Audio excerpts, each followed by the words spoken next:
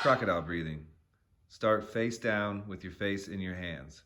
Breathe in through your nose and out through your mouth, making sure to exhale all the air out as you exhale. When you inhale, inhale into your low back, your sides, and your stomach, using the ground for feedback to know if you're breathing into your belly. Prone shoulder rotations. You're gonna lie face down with your arms overhead. Level one, we're just gonna have you lift your arms up, set them down, up and down, keeping your ribs down and your pelvis and your rib cage in alignment. From there, if it doesn't hurt the shoulder, we're going to rotations where you lift up, bringing the arms back, spin the hands as you get to the midline,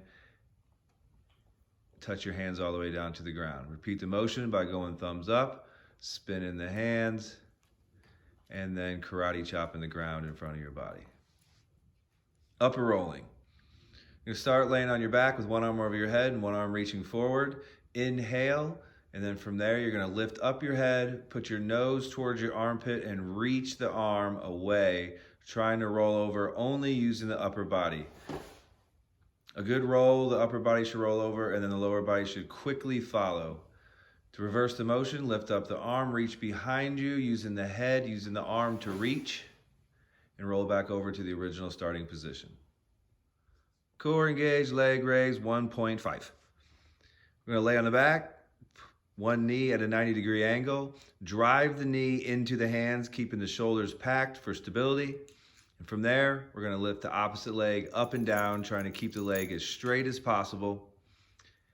Inhale as the leg comes up.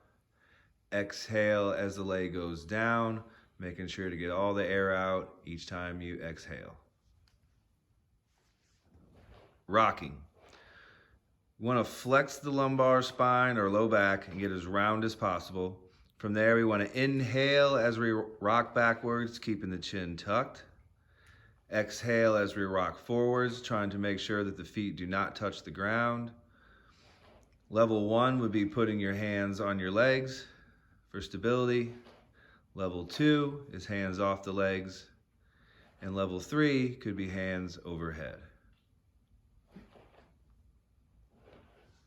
Bird dog with cross connect. From here, we're in the quadruped or all fours position, knees underneath the hips, hands underneath the shoulders. We're gonna extend the opposite arm, opposite leg, and then bring the elbow to the knee.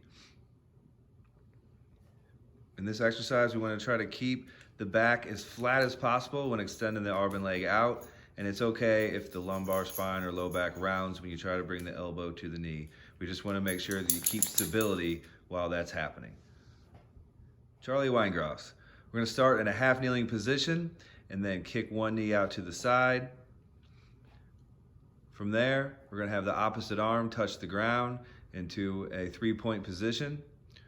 Take the opposite arm, reach underneath the hole that's created between your arm and leg. Reverse the motion, come up, opening up the T-spine, reaching towards the ceiling, turning the head with it. Reach underneath, inhale, reach up to the sky, exhale. Standing hip rotations. For this, if you have PVC, a stick, or a cool sword, go ahead and use that. If not, you can use a broomstick or anything else that you may have around your house. But we're gonna start by flexing at the hip, lifting the knee as high as you can, bringing the hip out to the side, extending back using the glute, driving the knee back as far as possible, and then back to the starting position. We're gonna reverse the motion, knee up, keep that knee high, back in, and back down again. If it becomes easy to go through this range of motion and you need more of a challenge, take away the base of support by getting rid of the broomstick. Reaching hinge. We're gonna start with feet shoulder width apart, toes pointed forward. We're gonna push the hips back, loading the hips and hamstrings. Weight's gonna be predominantly on the heels, but on the foot distributed pretty evenly.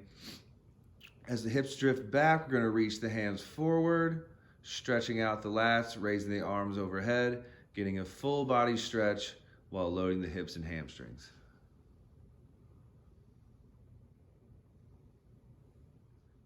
Bootstrapper. Here we're gonna have feet slightly wider than shoulder width apart, toes pointed out gently, 10 to 20 degrees. We're gonna reach down, touch the toes, trying to keep the legs as straight as possible.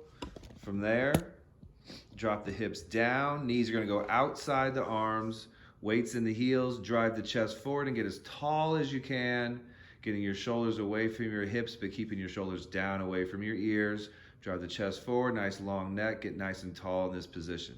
From there, reverse the motion, driving the hips up, but keeping the hands on the feet, stretch out the hamstrings, stretch out the low back. Pause for a second, get a nice long exhale, let the head drop. From there, we're gonna go back down into the deep squat position, dropping the hips down, knees on the outside of the arms. Take a couple breaths in the bottom position, take a couple breaths in the top position, and just get comfortable in each position and get a good stretch, both in the top and bottom position.